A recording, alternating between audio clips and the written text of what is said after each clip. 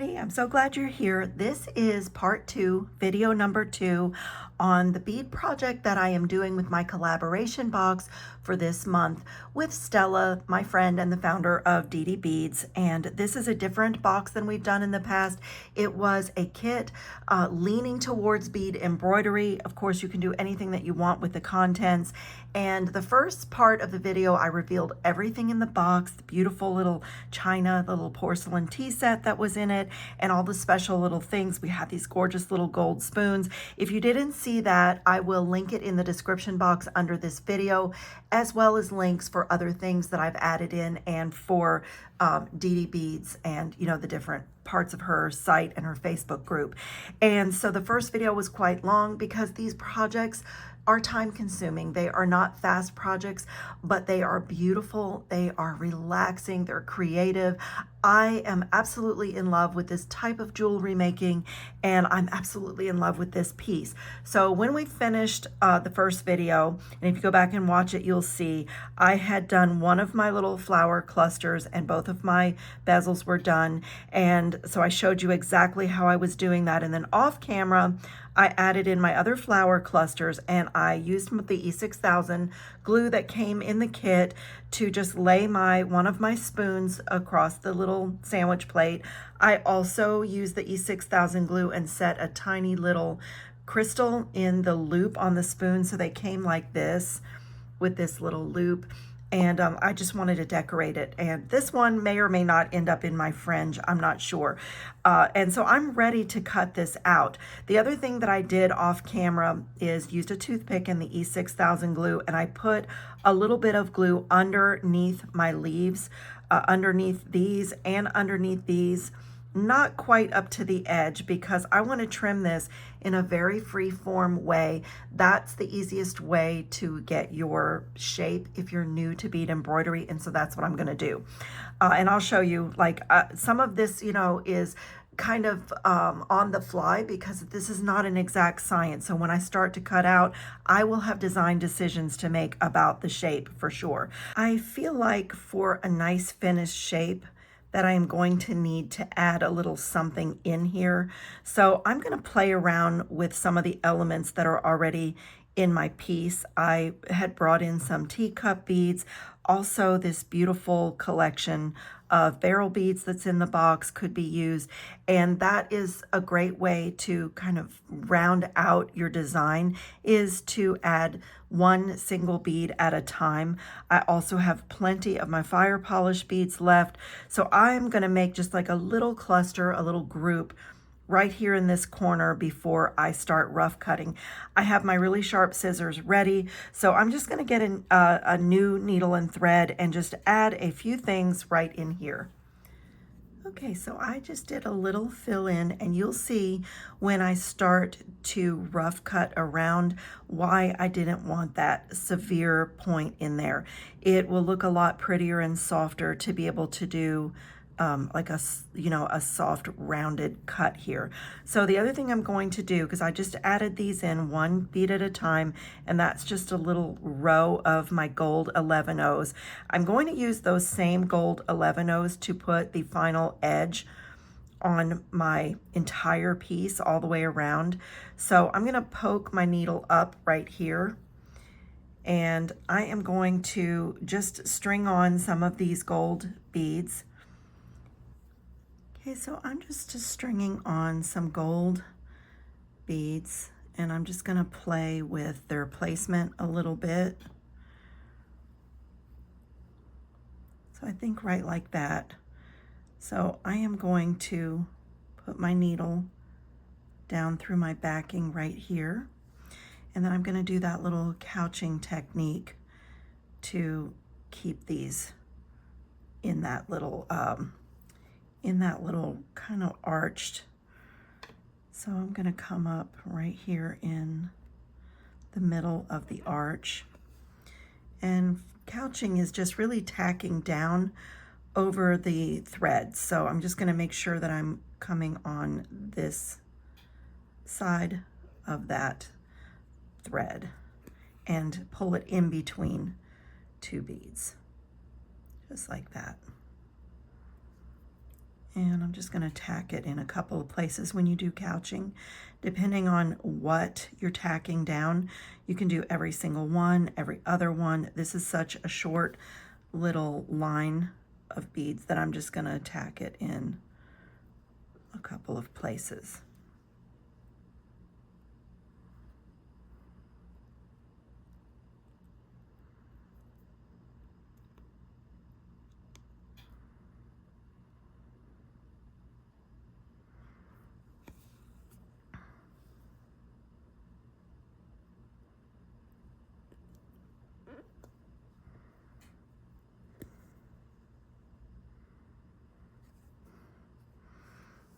Okay, and again, you have to kind of decide, like I can see some of my white backing in there, and I'm gonna, like, you can go bead by bead at this point.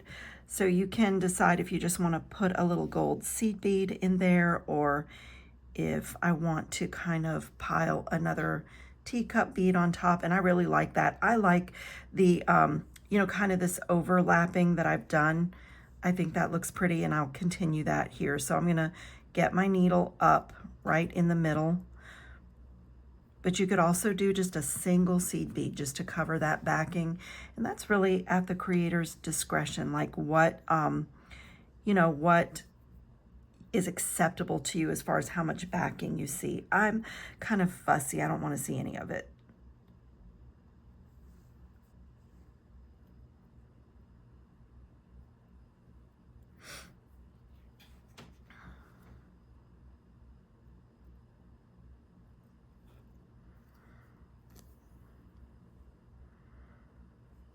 Okay. I am super happy with that.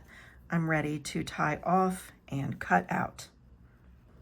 Okay, so I started just to have a look at my rough cutting, and what I normally do is go around and kind of cut away the excess, and then I go back and be more precise, so like rough cutting, I guess. And so I'm just gonna go around like this and just do a really rough, it's gonna be a really rough edge. Okay, so when you start to do a more precise edge, what you wanna make sure is that you're not cutting any of your stitches on the back. It's not the end of the world if you do, you can fix it, but it's so much better if you don't. And this is also why I opted to do my shape this way rather than a pre-traced out oval or something, is because it's very free form and it's so much easier. But you do want to give yourself like nice round curves and not too many sharp corners, because we have to go back and create a beaded edge for whatever this shape is. So, you know, my advice is don't make that too difficult on yourself. And so I also would like my leaves to be kind of hanging over. And so I did glue them, and I might want to like even pull some of the backing away a little bit, because I really want the leaves to be hanging over the edge of the design. So I might have been a little too ambitious with my glue on this one.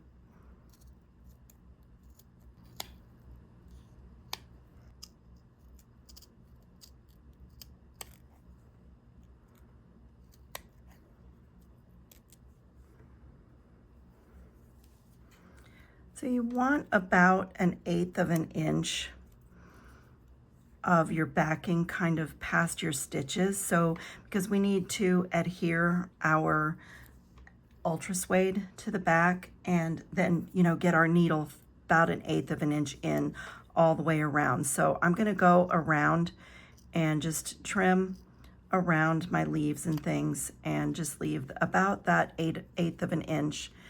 And I really, really, really take my time on this. And sometimes I go around and check it a couple of times and, you know, just make sure it's right before I go back to do my beaded edge.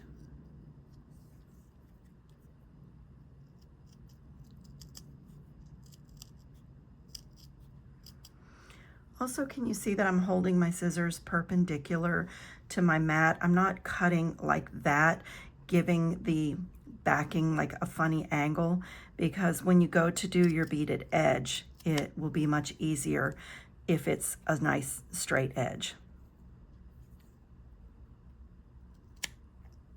So here's why I put a little glue on my leaves, because I'm cutting a little, like a little arch right here, so that I'll be beading my edge behind my leaves that overhang.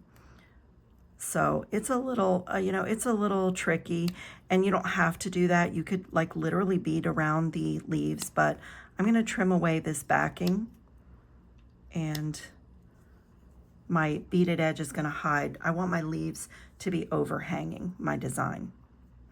And I'm not cutting any of my stitches because, they were tacked down in here.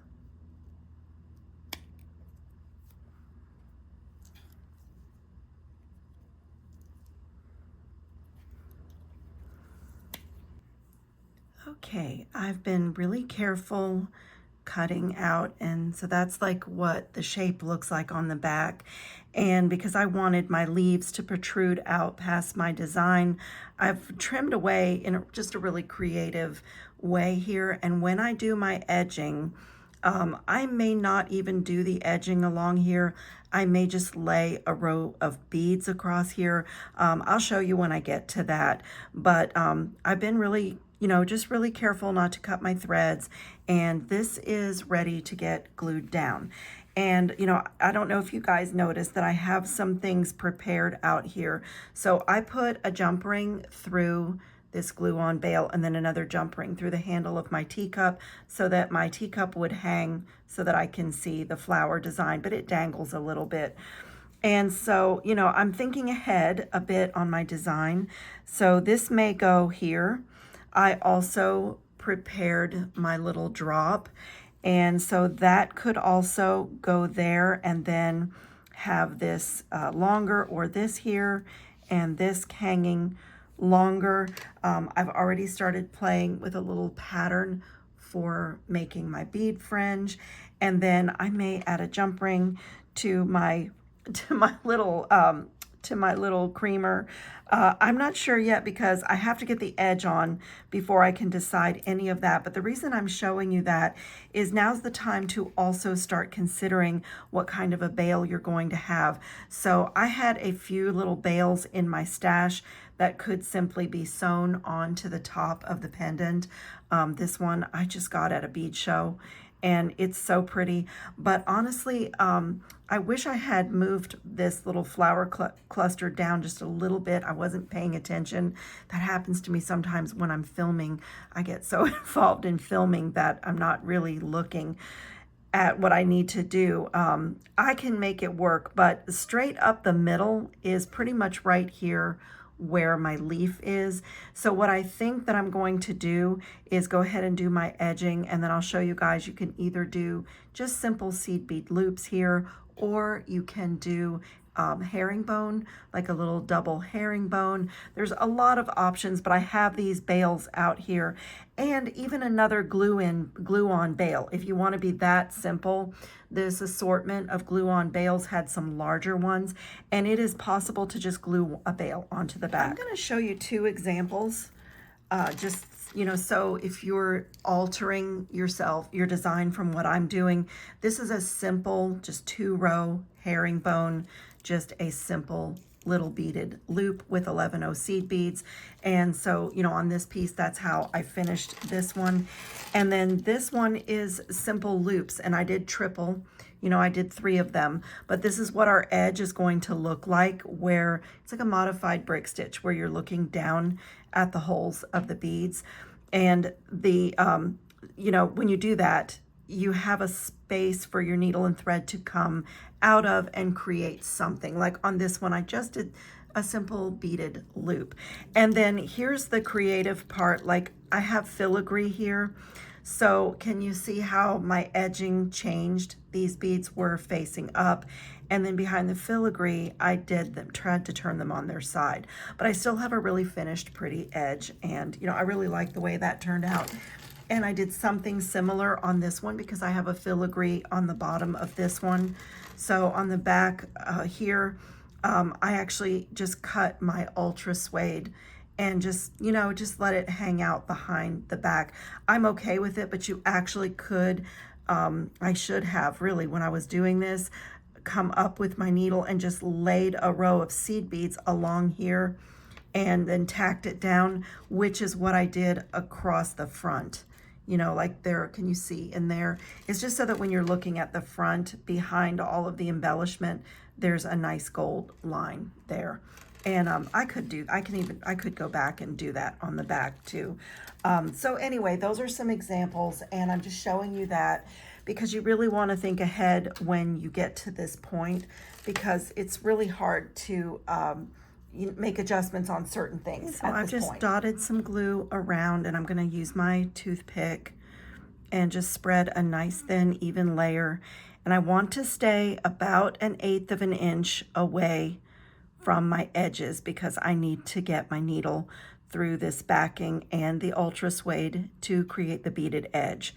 So when I'm spreading, I'm going to get up here, but I'm going to stay away from the edge by about 1/8 of an inch.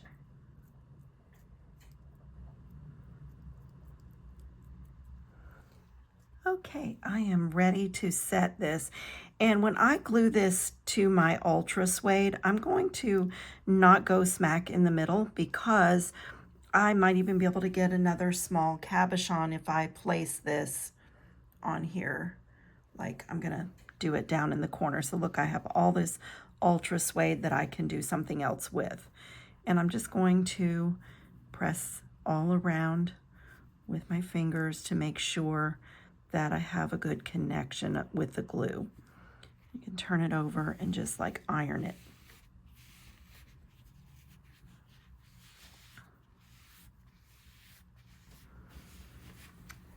So you can wait 20 or 30 minutes for it to dry, but I'm going to go ahead and start trimming. I'm just going to follow this shape around, and again, scissors as much as possible perpendicular to my mat.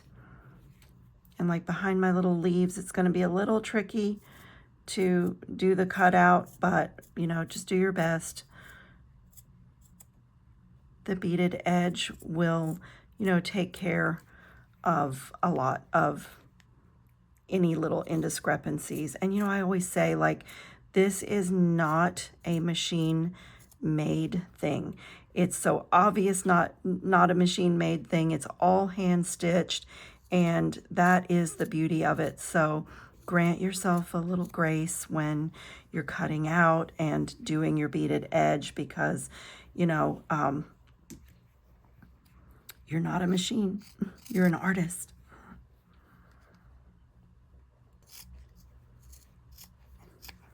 So see, behind my leaves, I'm just rounding my backing, and you can do a little at a time and go back, and you know, like I see right here that I need to round this and remove that little piece there.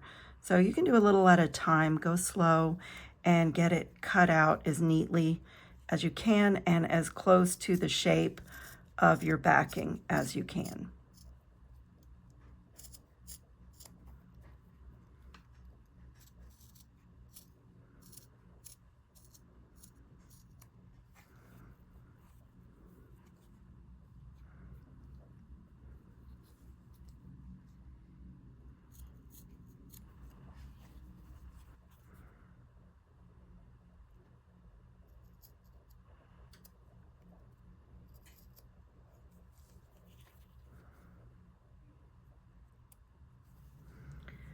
Okay, I'm all trimmed and ready to do my edge. I have my needle threaded with a wingspan of thread, and I've folded it in half. So I'm going to start right here on this smooth edge, and I'm putting my needle, let me turn it over and show you. I'm going to put my needle about 1/8 of an inch in on my ultra suede, and I want to make sure that I'm piercing through my backing and that my needle is coming out somewhat underneath or from underneath whatever is on the edge here. So you see why I didn't want to put glue so close to the edge. And then I'm going to pull this out. And I like to leave a pretty long tail because then I can see how it looks when I finish up, and I can either put the needle on it or weave it back in. Most of the time I tie knots on the back and kind of hide it. And so I'm going to pick up one of my 11-0 Miyukis and bring that down so you can kind of see what's happening here. So it's going to sit up like that. So I'm going to go put my needle pretty much back into the ultra suede at the same depth inside, so about that 1/4 of an inch, but about 1 bead width away, around the width of the 11-0. And same thing, I want to be poking through my backing, and I want my needle to come up underneath whatever is on the edge here. And tangled up in my thread. And when I pull this, that first bead is in place, but the first one is always wonky, and that's okay.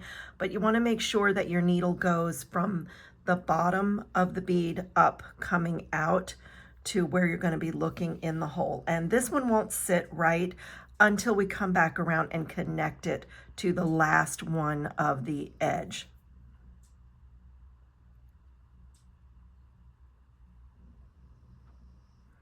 Those little teacup beads want to grab. And just if you know brick stitch, you want to give a little tug straight up. And as we go around, that's exactly what we're going to do. So I'm going to pick up another bead, and I'm going to come about a bead's width away and put my needle through my backing, and see where my needle poked through. It's picking up the thread, so I don't want to do that. I want to back it down and be coming out underneath, there we go, underneath whatever is on my edge. And I kind of hold my finger behind the beads as I add them and kind of push it toward the middle, because it wants to, and you'll have to get your tail kind of over your finger, but it wants to go to the back of your piece. So I kind of push it in place, and then I want to get my needle underneath that bead from the bottom coming out the top. And the first couple never really look great. It looks like this is not going to be pretty. I always feel that way when I start this, but as you add beads, it just looks better and better. And you always want your thread to be coming straight out the top. Give that a little tug. And like I said, don't worry about this guy over here. The first one never sits right until you come back around and connect it. So I'm going to pick up another bead about a bead width away, and I'm going to pierce through my backing, you know, my ultra suede, my backing. Make sure I've grabbed that 1/8 of an inch, and I have to move my pliers. I keep them handy, but when I'm beading, they grab my thread every time. Okay, and then I'm going to pull, and I'm going to put my needle up from underneath and coming straight out the top and pull. And just give it a tug straight up. And so like I said, if you know brick stitch, then this is looking familiar. This is kind of a modified brick stitch, and you know, the beads kind of support each other. They kind of lean against each other, so it looks better and better as you go around. So again, pick up a bead, go about a bead width away, poke through my little sandwich and pull. And then put my needle from the bottom of the bead coming out the top.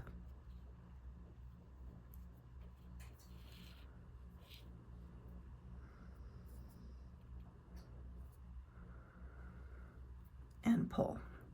And I'm going to do that all the way around, and I'm going to follow my shape. So about a bead width away, and I'm just going to make those decisions about where to place my needle as I go around this rather free-form shape.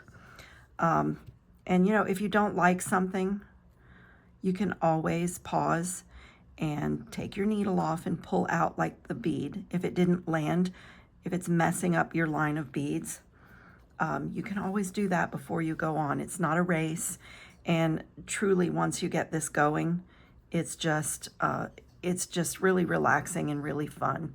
So I'm gonna show you a few more because I wanna kind of show you how I'm going around these little cuts that I made in my shape. So see where that bead is? It's right in there. So let me turn it over to the back and show you. So I'm gonna just go about a bead width in from that little dip in my shape, and then just pay attention on the front.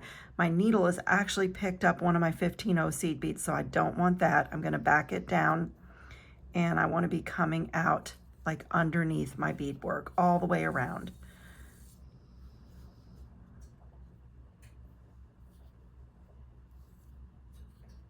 And pull and put my needle from the bottom of that bead straight up. Pick up another bead, and same thing,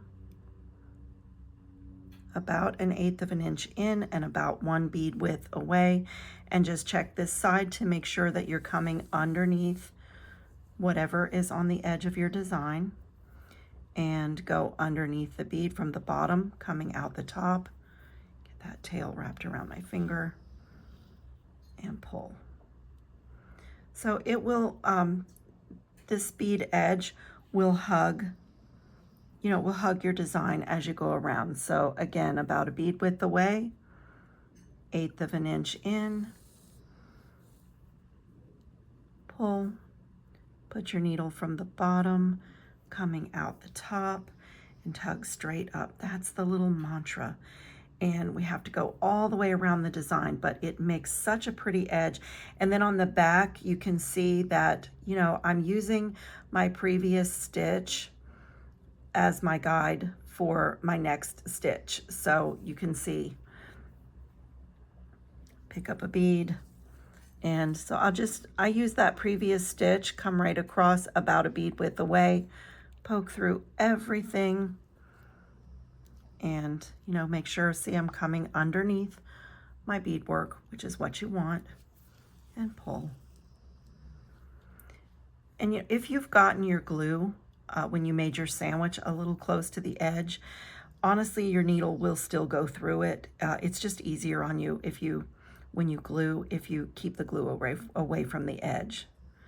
From the bottom, coming straight out the top, and pull. So I'm gonna go all the way around my design doing exactly that, and I will meet you back. Just be a second for you. Okay, I just wanted to check in with you guys and kind of show you the progress. So here's where I started. I've been beading for maybe 20 minutes, and this is where I am. And I did want to say, if you want to hang your leaves over the edge of your design, like I have done, be careful with your glue, because I got a little bit enthusiastic with my glue, and it's here where I need to put my needle through. So it caused me a little challenge in continuing my beaded edge, but I was able to do it. But just a little heads up for you guys if you're doing my design. And I also wanted you to see like how you just kind of follow your shape. And so I'm on these curves that have less, less cuts in them, are easier. But I'm just continuing, like I'm on the edge where my cup chain is. So I'm just continuing to go through my ultra suede, through my backing.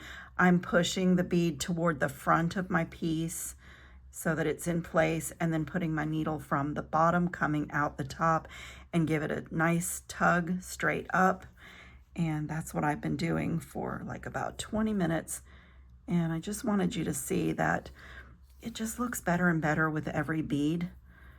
When you first, every time that I start this, dozens of projects, I always think, oh, this isn't gonna look good. And then once you get going, it really does, because it is like a brick wall where the previous brick or bead supports the next one. And so as you add them, it looks great.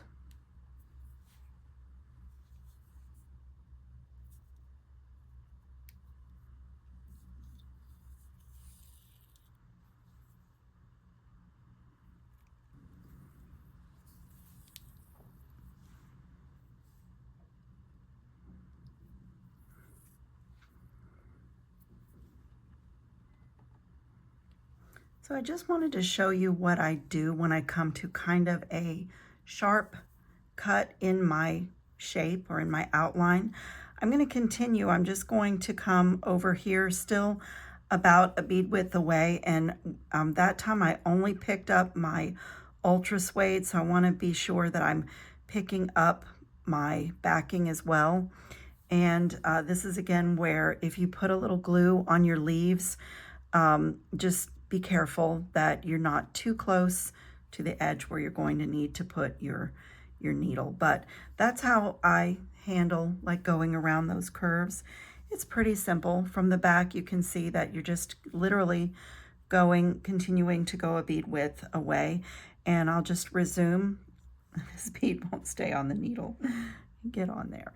And so I'm just going to resume going 1/8 of an inch in and coming through my backing and underneath whatever is on the edge of my design. And on pull, and just, you know, I use my finger to push it toward the front of the design, and that allows me to get my needle underneath the bead and pull straight up. And so I'm just going to continue to make my way around my design just like that.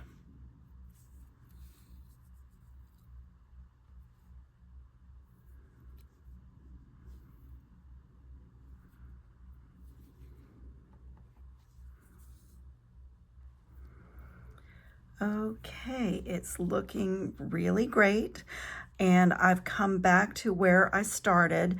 So this was my last bead. I've given it a little tug straight out the top, and I put my needle through the stitch right on top of the stitch that I started, and coming through my backing on the front. Get this little tail out of the way.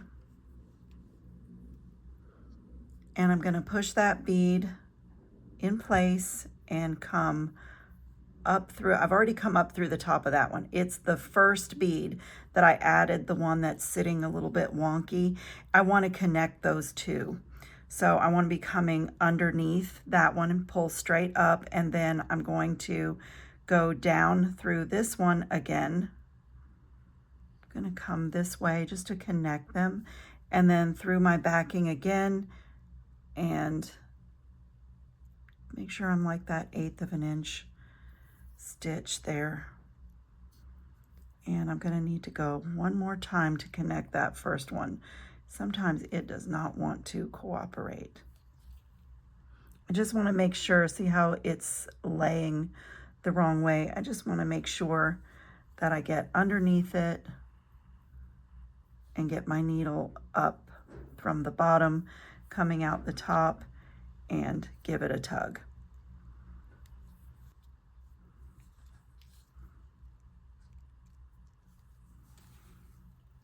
Okay, and so I'm ready to take my needles off and tie this off. Everything is connected, and now I can start deciding about my fringe and my dangles and my bail. And the way this came around to the top, I think that I'm going to use these 2 beads right here to create a little herringbone loop like I did on my other piece. So let me thread a new needle and get up here, and I'll show you guys how to do that. And then the final step is going to be to decide how things are going to hang from the bottom of the pendant. So let me clean this up and get a new thread, and I'll be right back. Okay, so I finished over here, and I just kind of snuck my needle and thread underneath everything, and I am coming out this bead of my edge right here on the corner, and I'm going to pull that thread through so that I can create my dangle from here. And I have decided what I'm going to do, and so maybe it'd be better if I just do it, but I'll show you. These videos are so much work to film. It's very different than me just sitting down and doing my piece. So I had to stop and charge my phone battery, and I designed my necklace part of this project as well when I did that. But I'm going to come from these 2 beads on my edge right here and make like a little bead loop. And my cup and saucer is going to connect there through that bail. And then I'm going to create a little like fringe, like a beaded line. And I'm going to have this drop hanging a little bit lower than my cup and saucer. And I really think that's going to be all. I wanted my creamer to hang in here, but I feel like it might just be too busy, just too much. And I even thought about my second little spoon or having it hang beneath the cup and saucer, but I feel like I'm at the point, the sweet spot. And so that's what I'm going to do here. And I'm going to do that first, and then I will trim off and I'll come back and show you guys how I plan to make my bail. So this is one of the beautiful things about this edge, is that it gives you a place to do whatever you want. If you wanted to loop some bead loops and have a loopy fringe, what, you know, like whatever you want to do. But this corner is going to be for this drop. And so what I'm going to do is start with, let's see, 3 of my 15-0. Oh, I have a bad one in there. It happens. Just a kind of a defective one. So I'm going to do just a little pattern. I'll play for a little bit before I decide on it. But 3 15-0s, 11-0, 3 15-0s.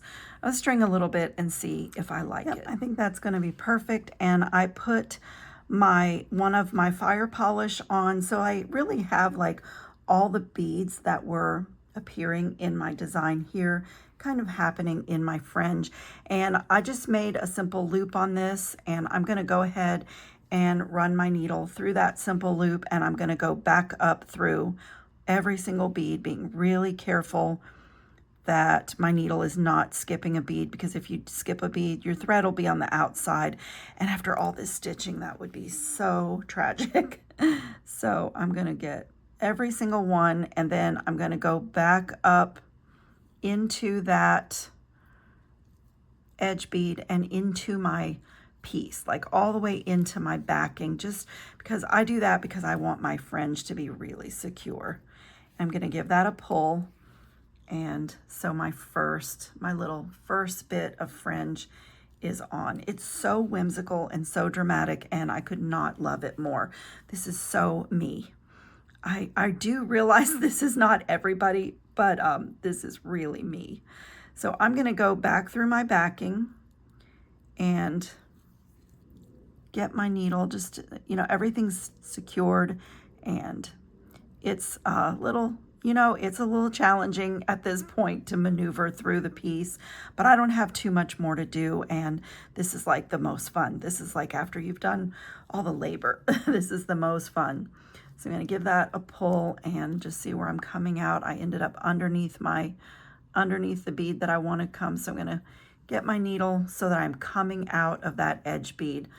That's what I love about that particular edge. So now my thread is coming out here, and I just have to design a little like loop that will go through here. And I think I'm just going to do all 15-0s. So I just did a few on there. Let me zoom in so you can see what I'm doing.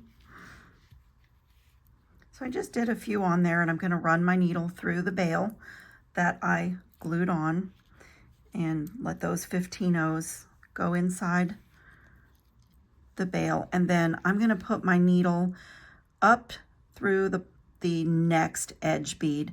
And again, I'm going to come up through my backing. It doesn't really matter where, just I'm going to hide in between the beads and just pull that.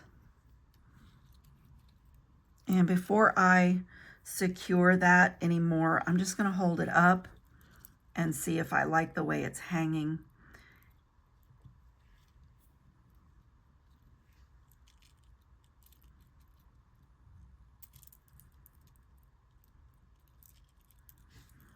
And I really do. I think it's going to be adorable.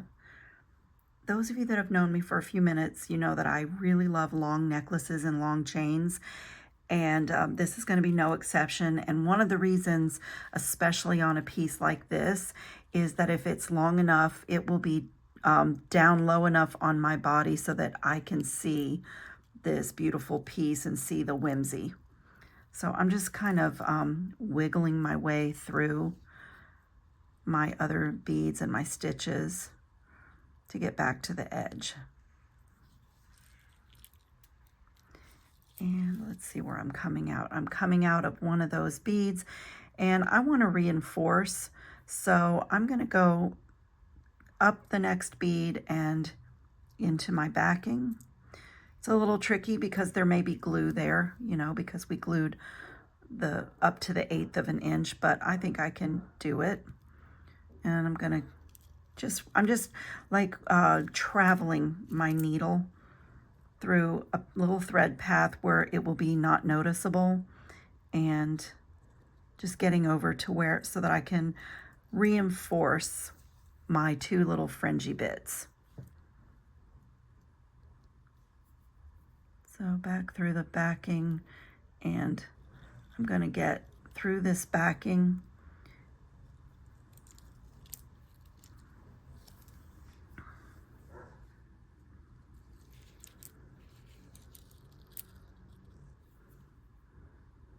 So it's a little tricky, but I got through all the beads, and I'm going to go back through my edge and pierce back through my backing, but I put my needle where I already have a stitch, so it won't be noticeable. So I'm just going to put a little dot of glue right there where I finished kind of running my needle through my project, and I'm going to zap this and do my bail.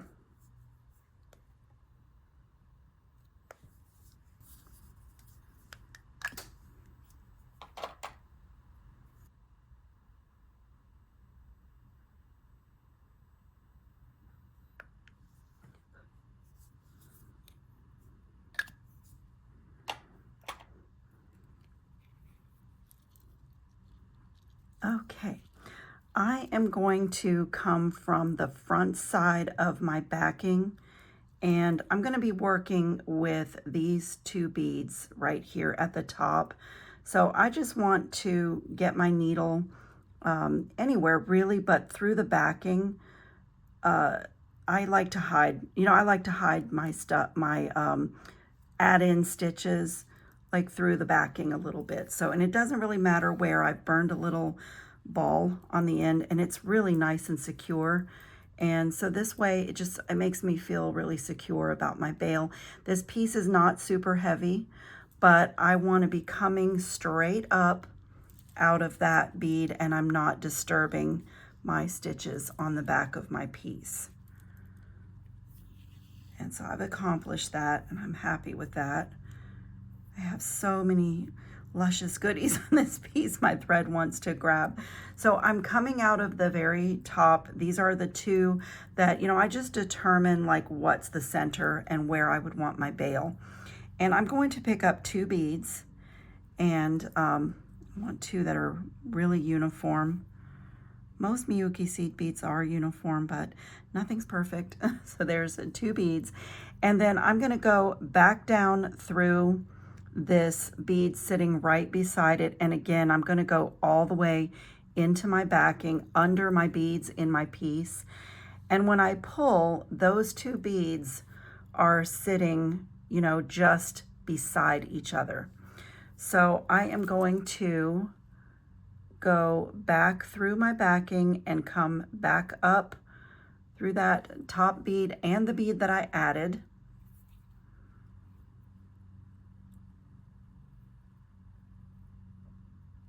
And I'm ready to add on. So now I will pick up 2 more beads, and I'm going to go down through the bead over here only, not into my backing again. And when I pull, those 2 beads sit right next to each other. I'm going to come straight across and put my needle up through these 2 beads again.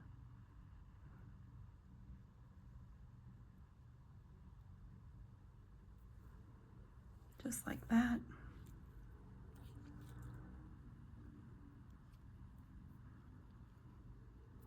So I'm coming out the top. I'm going to pick up 2 more of my 11-0 Miyukis, and I'm going to come over to the other side and put my needle through that top bead only. And when I pull, they lay right into place. And I'm going to come over and to that corresponding bead. So you see my thread is coming out right here. So I'm going to come over to that corresponding bead on the other side and go up. It is not cooperating. And pull. Isn't that a pretty little bail? And so I'm going to do that for a pretty decent sized loop.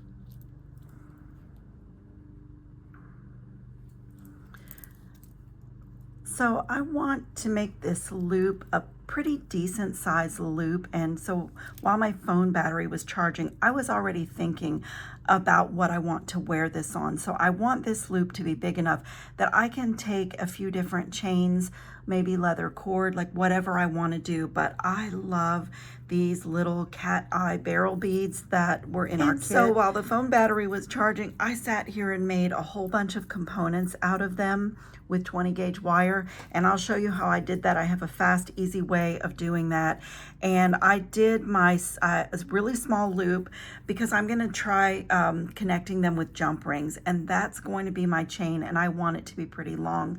But I want my bail that I'm creating to be big enough that I can take that chain that I'm making in and out and put one of my chunkier gold chains or whatever I want to wear on it if I want to do a ribbon. And I even considered gluing a pin back on here as well, maybe with a filigree, so that if I want to wear it as a pin, like on a lapel, because it's a nice long shape, I could do that as well. So I'm going to continue with my herringbone, picking up 2 beads.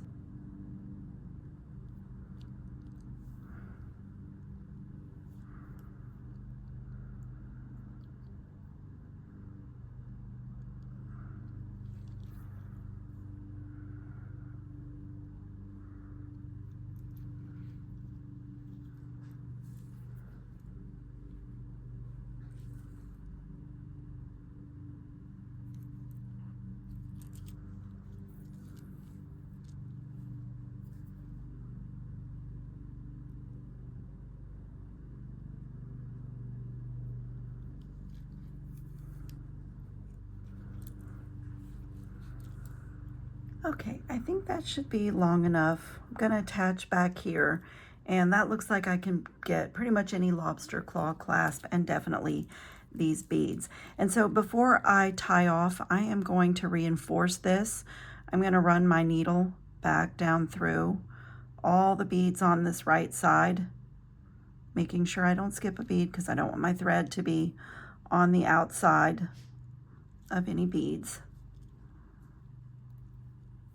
And I'm going to go back through my edge bead that's facing up, and again right into, just hide that thread in my sandwich of my backing. And okay, and then I'm just going to go to the back, make that loop, and I'm going to go right through my existing stitch. Let's see, I'm coming on this side, through my existing stitch, and once again right into that backing under the leaf.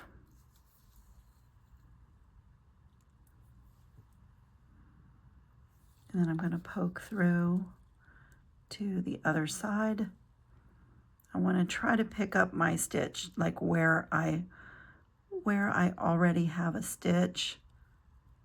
That's pretty good right there.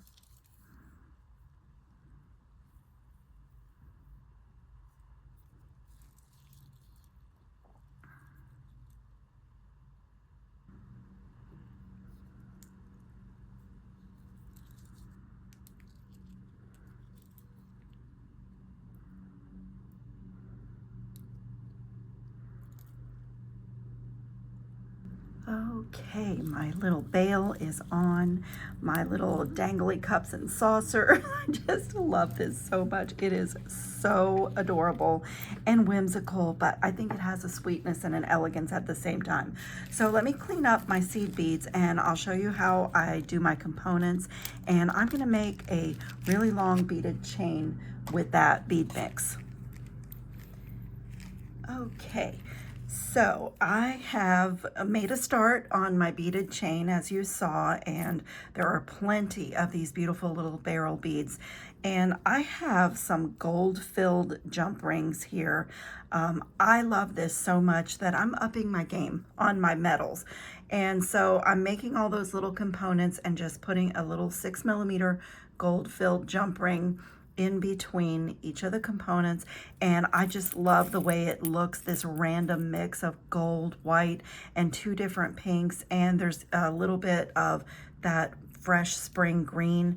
And when I get my length and I want it long, it's going to be able to go through my little beaded loop that I made, and I'm going to put a simple lobster claw clasp, a swivel gold plated one. Just like I say, I'm upping my game on here because I really love this, and for me, I think I'm gonna wear this and love it for a really long time. Okay, I'm taking 20 gauge wire and I'm going to take my 1.5mm one-step looper. When there's no beads on the wire, you just put it in the tool just past this back cutter. It makes a fresh blunt cut for you on your wire. And I use it as kind of an extra hand if I need to smooth or straighten my wire. And I also want to pull that wire down so I can see that loop is centered on the wire. So it's just a beautiful, simple loop. And since I have so much to do, I'm going to swing the one-step looper out of my way. Just keep it in my hand and feed on another bead, and this time I will use the guide hole and just pull the little barrel bead back a tiny bit so I don't put any stress, and I pull the bead down so the loops are centered on each other, and if I need to align anything I can. But when I connect my jump rings to these little components, I am going to check all the loops, make sure they're closed perfectly and work hardened. And so with this tool, I am super fast making a really long beaded chain, and I save my hand from a flare-up of pain. So, you know, not a lot of twisting.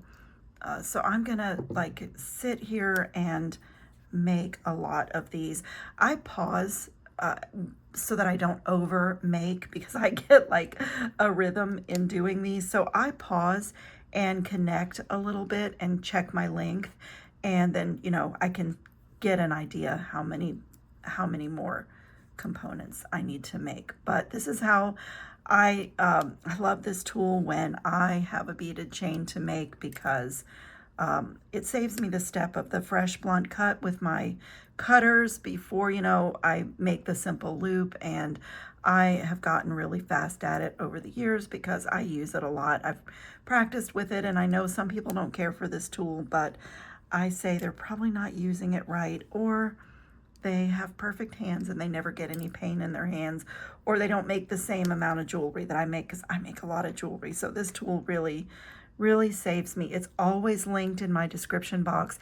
It comes in 3 sizes, and if you're left-handed, it also comes for a left-handed beater.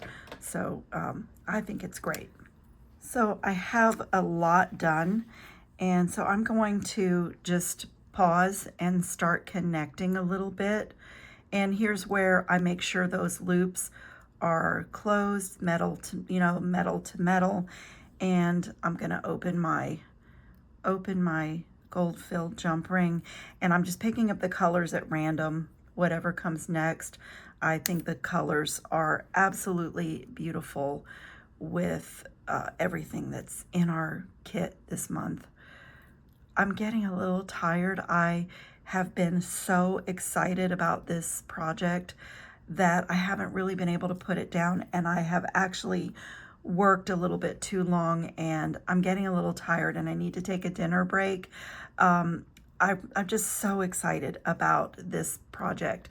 And so once I got, got going and knew exactly what I was going to do and had direction, I probably overdid it. I did not do my yoga class today. I did not do my walk. All I wanted to do is work on this. So, yeah, you might hear it in my voice and see it in my, even in use of my tools, because I'm tired. I need to take a little break. But I just wanted to show you that this is what I'm doing for the necklace part. And honestly, there's enough of these beads that if you wanted to simply string it, then you could. But a beaded chain is one of my favorite things to wear and one of my favorite things to make. And since this is all my favorite colors and all the sweetest things, I decided to just keep going with Joey's favorites. So that's, that's what you're seeing here. But definitely, I hope you guys got some inspiration here, and I hope that, you'll modify it. I'm honored and flattered if you want to do exactly what I did, but jewelry is very personal. And so, hopefully you got some ideas and you can really make this something you'll love as much as I love the one that I made. So I'm going to finish this and I'll be back to show you what it looks like when it's all done.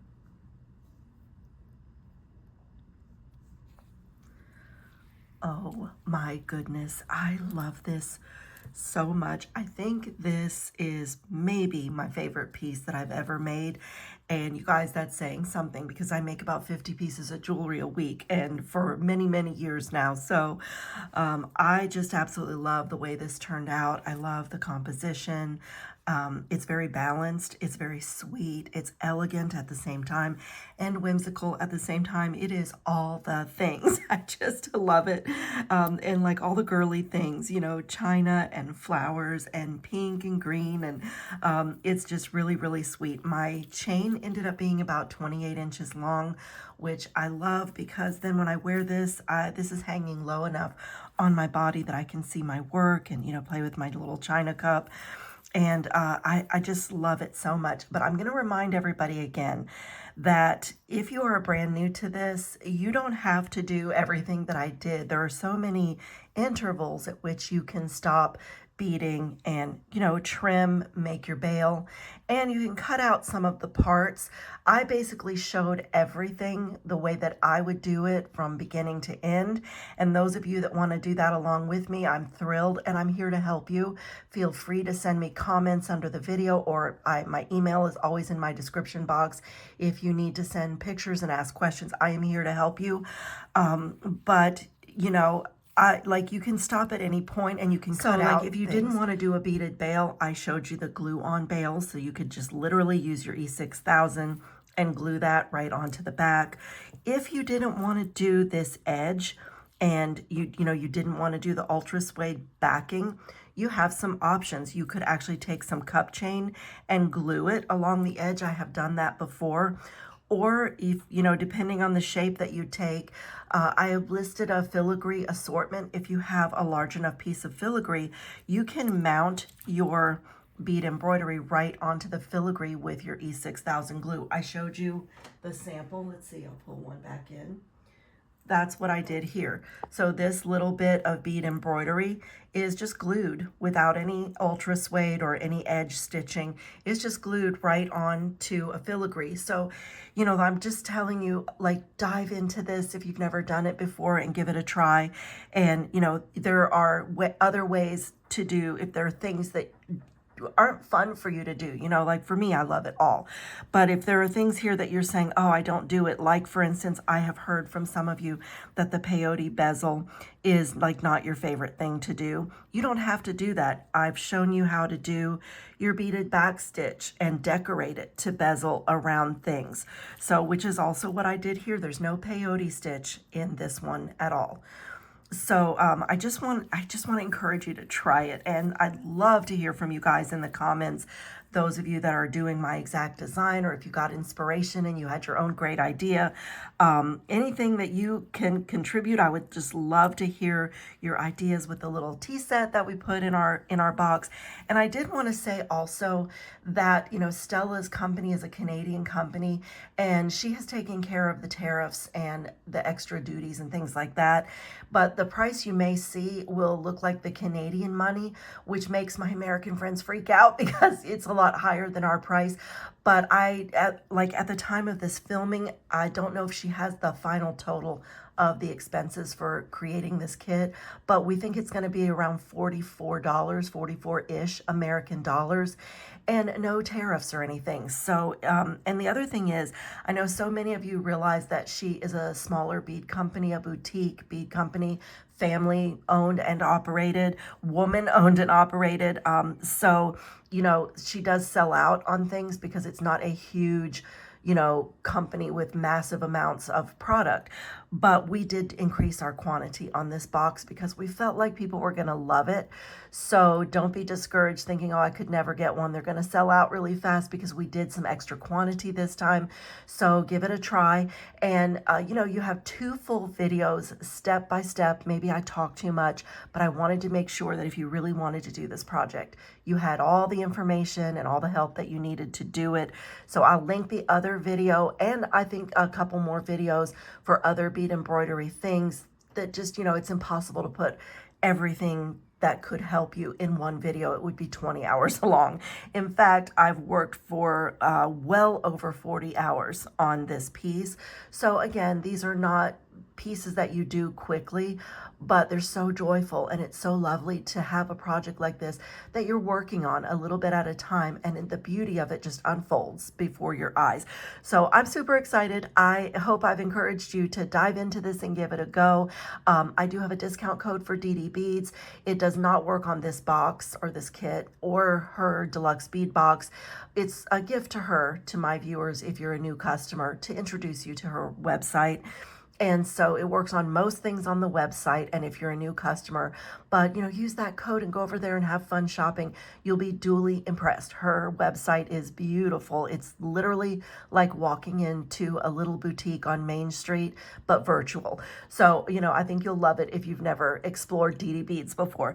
Okay, you guys, I am off to make a coffee, and I will see you in the next video. I hope you'll give me a thumbs up.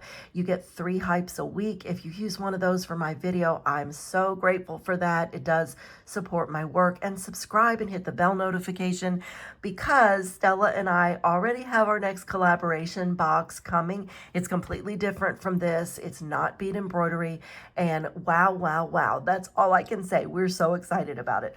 Okay, take care. See you in the next video.